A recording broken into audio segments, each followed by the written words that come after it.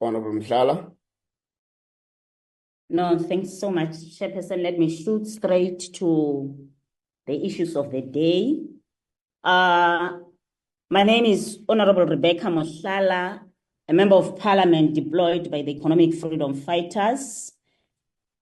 The only organization that consistently stands with the dejected and forgotten masses of our people, especially when the state, which is constitutionally bound to protect them, instead chooses to harm them. Chairperson, we want to put on record that the justice system in this country has collapsed. The South African Police Services, the NPA, and the judiciary. There are a lot of issues happening in this country, and we no longer have confidence in the prosecution or the entire justice system. This system has collapsed, Chairperson. I therefore not going to be single-sided in approaching these issues. I'm going to look at the overall context of what happened, because isolating any one part would not serve justice. Yes, the NPA has failed, dismally so in this case, but the court also had a duty to assist the process.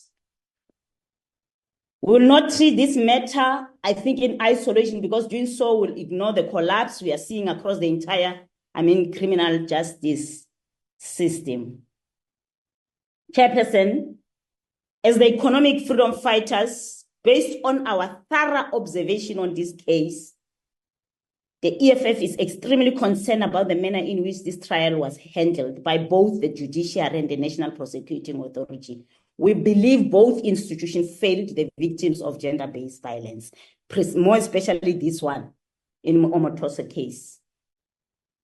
Chairperson, under Advocate Shamila Batoyi leadership, the NPA has repeatedly failed to demonstrate competence and integrity in handling high-profile prosecution, the Singiso Makaka matter, the Senziwa Meiwa matter, and many more.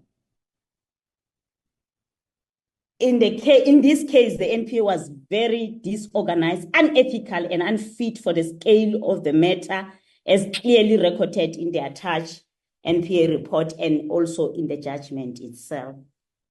So I want to start by showing the key failures. The lead prosecutor, Advocate Ntelo, was found to have withheld critical contradictions in witness statement and even suggested coaching witnesses to commit perjury. The judge found his conduct grossly incompetent and dishonest, yet the National Director of Public Prosecution failed to take decisive preemptive action to protect the credibility of the trial.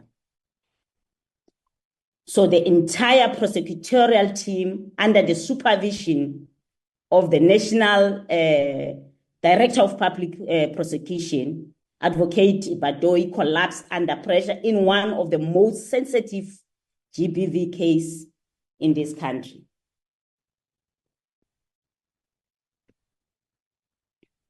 Chairperson, we are forced to discuss prosecutorial incompetence in a case that carried the cries of over 11 survivors of sexual violence. That alone should compel this committee to demand Advocate Batoyi's resignation. He has failed the justice system. Another point, Chairperson, I want to bring, Judge Imas Kuman has served in the High Court since the year 2000. Her experience spans more than 25 years, and it's not our view that she lacks understanding of her judicial duties. However, her judgment in this case raises deeply troubling concerns that must be addressed. I'm going to touch now the observation that we have observed in this case. The judge did not adequately engage with the accused version.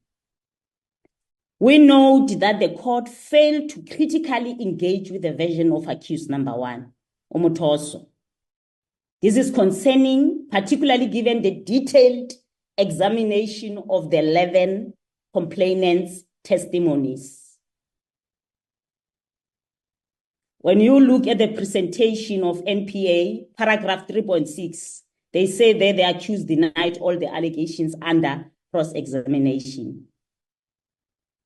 They further state that the cross-examination was extremely poor. There was no proper testing of complainant's version, nor of the accused version. That is paragraph 59 of the judgment. Chairperson, despite his blanket denial, the accused was not pressed on specific factual contradictions. These omissions is a stark considering the complainants consistently described being summoned to Umuthoso's room, massaging his feet, being assaulted, and then forced to clean themselves. This pattern should have prompted deeper scrutiny. It did not by the judge. Observation number 2 that we have observed, the court ignored common cause facts. Certain facts, such as the practice of foot massages in a private bedroom, were not disputed, yet not meaningfully interrogated.